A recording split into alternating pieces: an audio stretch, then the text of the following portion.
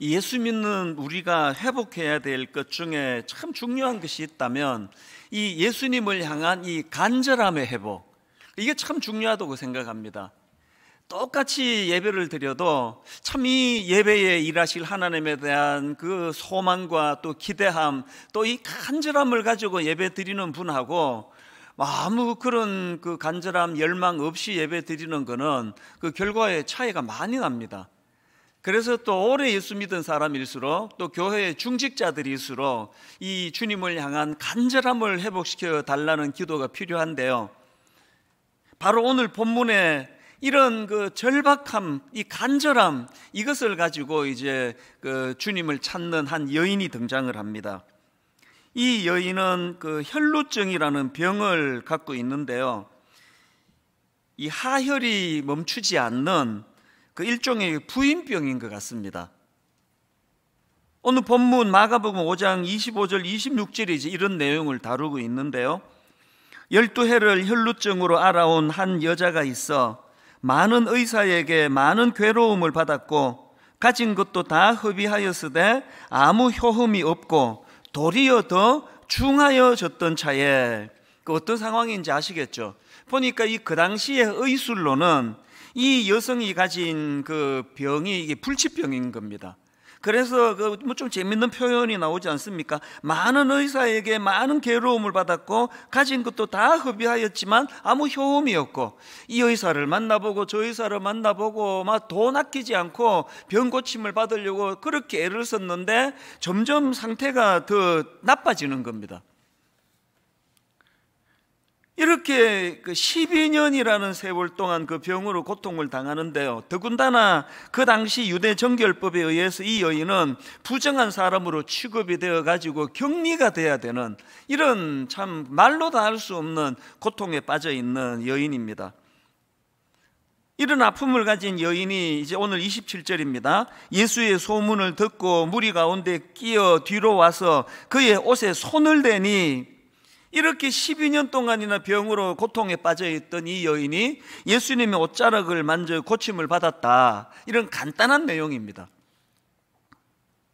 그래서 이제 이 고침받은 여인에 대해서 좀 살펴보려고 하는데요, 먼저 살펴볼 그 포인트 한 가지, 아주 중요한 포인트 한 가지를 다루고 넘어가려고 하는데요, 자 24절을 보십시오.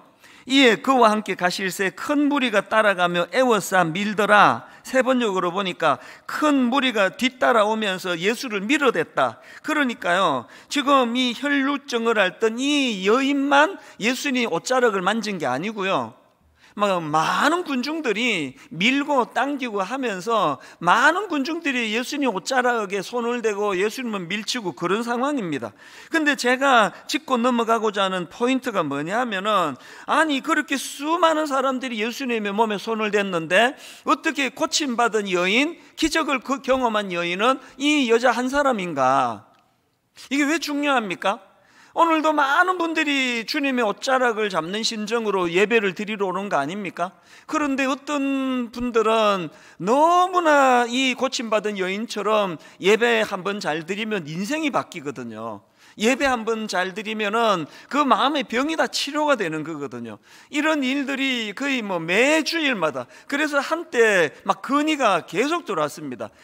우리 화장실에다가 좀 두루마리 그 휴지 말고 크리넥스로 좀 비치해달라. 예배가 끝나면은 막 너무 많이 우시는 분이 있어가지고 막 그런 건의가 들어올 정도였거든요. 그렇게 오늘 본문의 옷자락을 만져 고침을 받은 여인처럼 예배 가운데 이 놀라운 은혜를 경험하는 분이 계시는가 하면 전혀 그런 게 없는 분들, 그 이 차이가 어디서 나오는 건가? 왜 수많은 사람들이 예수님 몸에 손을 대고 옷자락을 만지고 했는데 유독 이 여인만 고침을 받았는가? 이게 이제 오늘 그 먼저 살펴볼 포인트 중에 하나인데요, 여러분 왜 이 여인만 고침을 받았나? 이 질문에 대해서 답은 간단합니다. 그 치료가 가능했던 두 가지 요소가 이 여인에게 있었기 때문입니다. 치료가 가능한 두 가지 요소 중에 첫 번째 요소가 뭐냐? 이 간절함이 따르는 믿음입니다. 그래서 그걸 이 몰입이라는 단어로 제가 묵상을 해봤는데요, 자 27절입니다.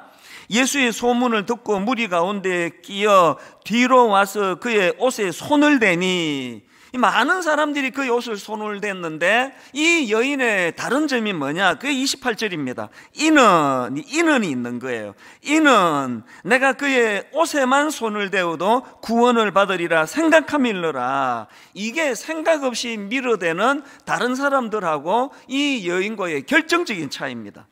사실 여러분, 그 당시로 이 여인은 부정하다고 그 낙인 찍혀 있는, 그래서 격리되어야 하는 상황이기 때문에 지금 예수님 옷에 손을 대고 다른 사람을 터치하고 그러면 안 되는 거거든요. 그런 이런 여러 가지 난관이 많은 상황이지만 이 여인이 가지고 있는 너무나 간절하고 너무나 절박했던, 그래서 그의 옷에 손만 대어도 구원을 받을 것이라는 이 절박한 믿음이 그 모든 난관을 다 뛰어넘게 만드는 그런 도구가 되는 거 아닙니까? 혹시 랜디 포시 교수라고 들어보셨는지 모르겠는데요, 이분은 그 마지막 강의라는 제목의 그 베스트셀러 책을 쓴 분인데요, 미국의 교수님입니다. 그런데 이분이 이제 췌장암 말기 선고를 받고요, 이분에게 감동이 뭐냐 하면은 그렇게 마지막으로 죽어가면서 대학교 자기 제자들, 학생들에게 너무나 감동적인 강의를 했는데, 그 강의가 이제 유튜브를 통해서 막 전 세계에서, 저도 이제 유튜브로 그걸 본 것 같습니다. 저는 이제 책을 구해서 봤지만. 그래서 이제 이분의 막 너무나 그 강의가 이제 고별 강의가 유명을 해서 그 강의를 묶은 책 제목이 이게 마지막 강의입니다. 이 책이 출간되자마자 뉴욕 타임스 베스트셀러가 됐고요, 29개 나라 언어로 이 책이 번역이 될 정도로 그렇게 그 열광하던, 각광을 받던 그런 강의를 했던 분인데요, 근데 저는 이 랜디 포시 교수가 했던 말 한마디를 참 마음에 간직하기를 원합니다. 자기 학생들, 제자들에게 이런 말을 했습니다. 절대 포기하지 마라. 장애물에 부딪히거든 나에게 절실함을 물어보는 장치에 불과하다는 사실을 잊지 말아라. 무슨 말인지 아시겠죠? 뭐 난관이 찾아오면은 뭐 어지간한 사람들 포기해 버리는데 그러지 말라는 거예요. 난관이 찾아오면 그게 너를 지금 테스트하는 거다. 난관이 찾아오면은 네가 정말 이런 난관에도 연연하지 않을 만큼 절실함이 있는지를 물어보는, 그 물어보려고 하는 이게 장치로 생각해라.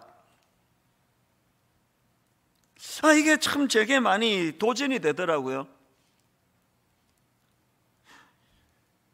하버드 상위 1%의 비밀, 이런 제목의 책이 있는데요, 이 책도 비슷한 내용입니다. 이 책의 부제가 신호를 차단하고 깊이 몰입하라. 사실은 이게 이 책의 핵심적인 주제거든요.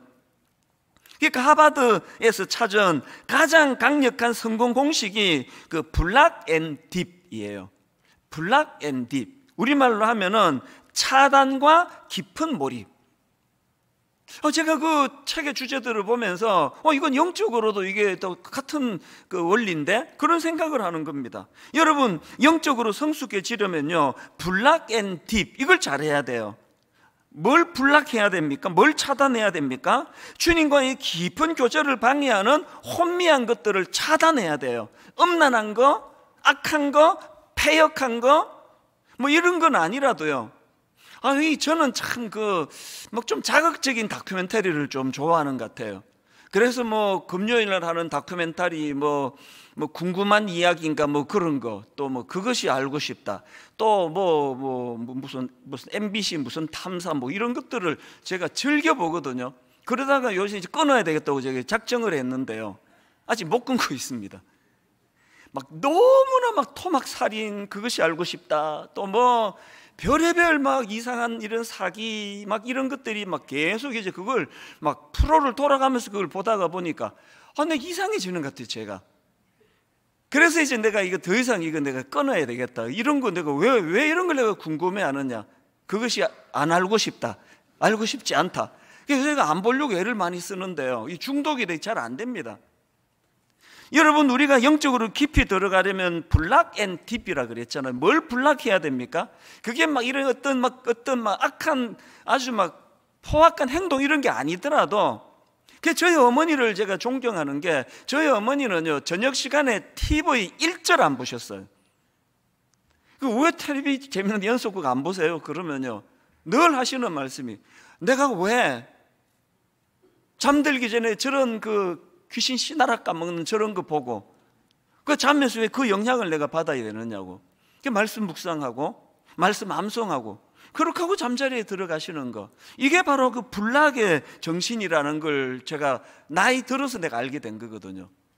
여러분, 영적으로 깊이 가기 위하여 이 세상의 악한 것들, 혼란한 것들, 이런 것들을 여러분 차단하려고 애쓰고 계십니까?